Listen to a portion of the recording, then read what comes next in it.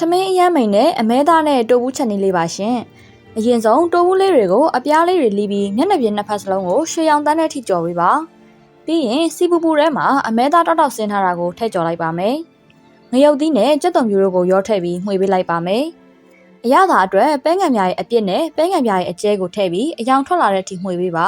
။ငရုတ်သီးမုံတစ်စုံစီထည့်ပြီးစီအနီအောင်ဖြစ်လာတဲ့အထိဆက်မှွေပါ။ရေထည့်ပြီးခရုစီနဲ့စားတစွန်းထည့်လိုက်ပါ။တိုးဘူးကိုကောင်းကောင်းကြော်ပြီးရင်အရသာဝင်အောင်9မိနစ်လောက်ချက်ပါ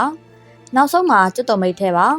ချက်လို့ပြီးသွားပါပြီပြောအိတဲ့တိုးဘူးကအမဲသားရဲ့အရသာရှိတဲ့အရည်တွေနဲ့ပြည့်နေပါတယ်ဆက်ပြီးအရည်တွေရွှမ်းနေပါတယ်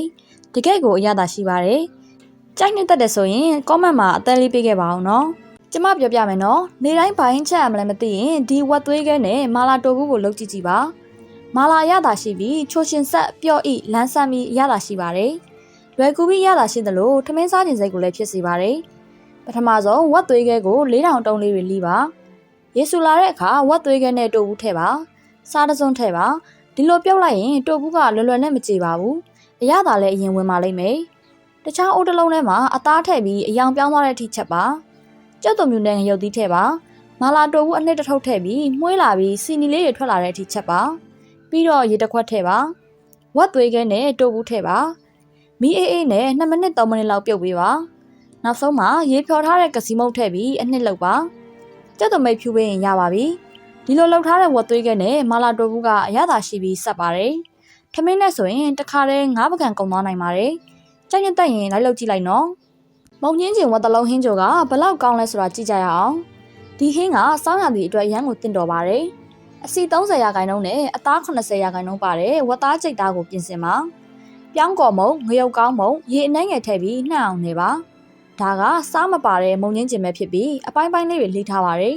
အရန်ချင်တာမကြိုက်ရင်ရေဆေးနိုင်ပါတယ်ခရမ်းကျင်သီးတစ်လုံးကိုအချက်လိုက်လှီးပြီးကြက်သွန်မိတ်အနှဲငယ်လှီးပါအိုးအောက်ခြေကိုဝက်စီထည့်ပြီးခရမ်းကျင်သီးနဲ့ဂျင်းများကိုမှုေးလာပြီးအရေရွှမ်းလာသည့်အထိကြော်ပါပြီးရင်မုံငင်းကျင်ကိုထည့်ပြီးချင်ရနဲ့ထွက်လာတဲ့အထိမှုေးပါပြီးရင်ရေအနှဲငယ်ထည့်ပြီးစားချက်သားမုံချိုမုံတို့နဲ့ရတာဖြစ်ပါလုံးထားတဲ့ဝက်သားလုံးကိုထည့်ပြီး6မိနစ်9မိနစ်လောက်ပြုတ်လိုက်ပါဝက်သားလုံးနဲ့ကျက်သွားရင်ရပါပြီအချင်းစုပ်ရဲ့အချင်းတက်တွေအားလုံးထွက်လာပါပြီနောက်ဆုံးမှာကြက်သွန်မိတ်အနှဲငယ်ဖြူပြီးမိဘဘောကနေချနိုင်ပါပြီဒီဟင်းကြိုရဲ့အရသာကခရမ်းကျင်သီးနဲ့စားမပါတဲ့မုံညင်းကျင်ကြောင့်လန်းဆန်းတဲ့အရသာရှိပြီးအချင်းတက်အနှဲငယ်ပါဝင်တာကြောင့်စားပြီးဤထွက်သွားတာမျိုးမဖြစ်စေပါဘူးလောက်စားကြည့်ကြပါအောင်နော်မုံလာဥဖြူဝက်ကောင်းသားဝက်ဥမကြီးဂျင်းပြားနှစ်ပြားရေတပကံထည့်ပြီးအဖုံးအုပ်ခါနိုင်ဝက်ကြောင်ပြုတ်ပါဝက်ဥမာကြီးနဲ့ဝက်ကောင်းသားကိုဆဲထုတ်ပြီးအတုံးတုံးပါမုံလာဥဖြူကိုအတုံးတစ်တစ်လေးတွေတုံးပါ